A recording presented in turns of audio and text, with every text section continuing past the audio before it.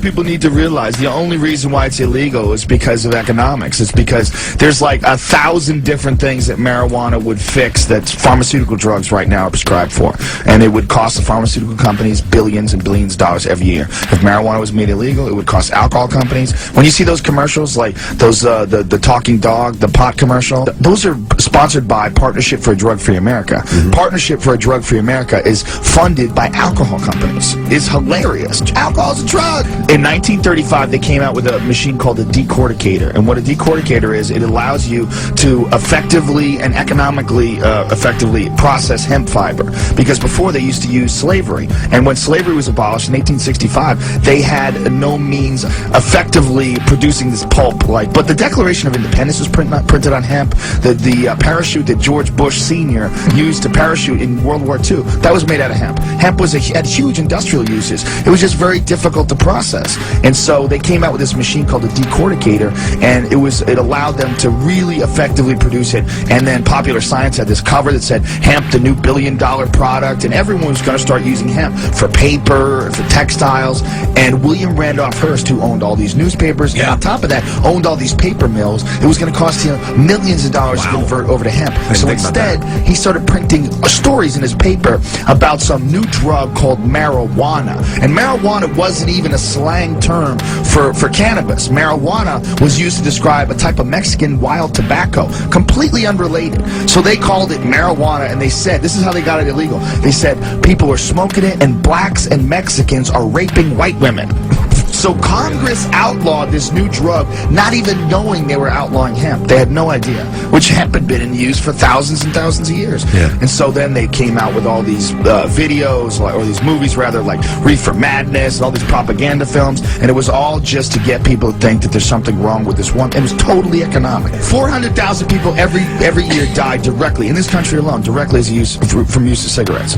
No one's ever died from pot, ever. But it's illegal. And you're not going to live forever, all right? You're going to live and you're going to die, and everybody is. We're all temporary beings going through this life, and you know, who are you to tell other people what they can and can't do? Alcohol doesn't make you a drunk. You know, I drink, and then I stop drinking, and then I go get something to eat, and I hang out, and I won't drink for weeks. It's crazy.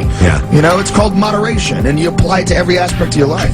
I mean, if you want to get addicted, you can get addicted to spanking it. You can get addicted to gambling. You can get addicted to anything. Scratch tickets. People say, well, you can abuse alcohol. You can abuse pot. You can abuse cheeseburgers, too. You know, but I like cheeseburgers. It should be legal. All this stuff should be legal. We're not children.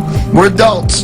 But we got this one plant that's illegal. You're not going to live forever. This is a short time that we're here for. All different psychedelics, not just pot, because pot is a very mild psychedelic. And if pot is a gateway, it's a gateway to other things that also are consciousness expanding, like mushrooms and LSD, or all sorts of things that are also illegal. You used the most powerful hallucinogen known to man, DMT? Well, everybody's used that, really, because your brain makes it. Your own brain makes it while you sleep. While you're in heavy REM sleep, everyone's brain produces way more than the effective dose. So what that means is, if you take the drug, like if it's chemically synthesized from a plant, and you take it, the amount you need to take is not nearly as much as your brain produces while you're in REM sleep. What I describe it as, it's like complex geometric patterns that are made out of love. Like you go literally to another dimension. The crazy thing is that everybody does it every night while you sleep. Nobody ever thinks about why you sleep. Like what you do is, when you sleep, is you shut off. You shut off and you just accept it, because we do it every night. But 8 hours of your day is somewhere you don't understand, you don't know about, you don't know what it is. You just go blank, and then you wake up and it's over. But you're going through an intense psychedelic trip during that whole time. And the same thing as, you know, when you wake up from a dream, you can't remember it. Like, oh, this crazy dream, and it seems so real. And then 5 minutes later, you don't even know what the hell you were talking about. You don't remember the dream. Well, that's exactly what happens when you smoke DMT. When you take this drug, you have these insane visions, and then you could barely remember it just a few minutes later. And it's because your conscious brain is trying to protect you from this experience, because it's so mind-blowing. What it literally is, it's not scary, because it's exactly the same thing that happens to you when you die. But this is what happens to you when you die. I mean, this is the chemical that your brain produces. And it's produced by a part of your brain called the pineal gland. And literally, it's your third eye. It's literally in the center of your brain, where the third eye is. And it actually, in reptiles, it has a retina and a cornea and a lens.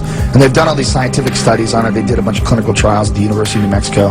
They did a book on it called DMT, the Spirit Molecule. And what this is literally like a portal to the afterlife.